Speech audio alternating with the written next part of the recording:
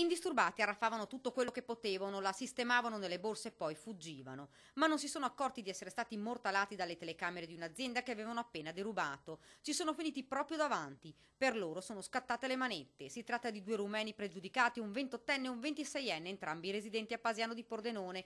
Conosciuti alle forze dell'ordine, il più giovane faceva parte della banda dei distributori, sgominata qualche tempo fa.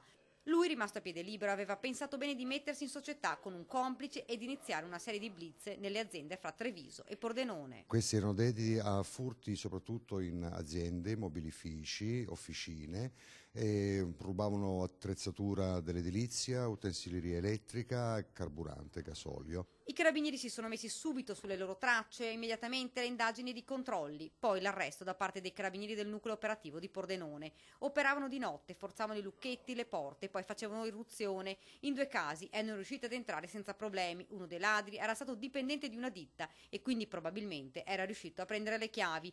Il loro modus operandi era semplice. Loro la sera essenzialmente si spostavano sul territorio, facevano i sopralluoghi, vedevano qual era la possibilità di difesa per mancanza di sistemi elettronici o addirittura riuscivano a manometterli e quindi effettuavano i furti. Solo nell'ultimo mese avevano percorso la bellezza di 15.000 chilometri alla ricerca dell'obiettivo e del momento più favorevole per colpire. La merce poi veniva portata in provincia di Venezia, in un garage di proprietà di un parente di uno degli arrestati. Per lui è scattata la denuncia per ricettazione, così come è stata denunciata una terza persona, una ragazza 21enne che aveva prestato l'auto per i colpi ai 2 rumeni.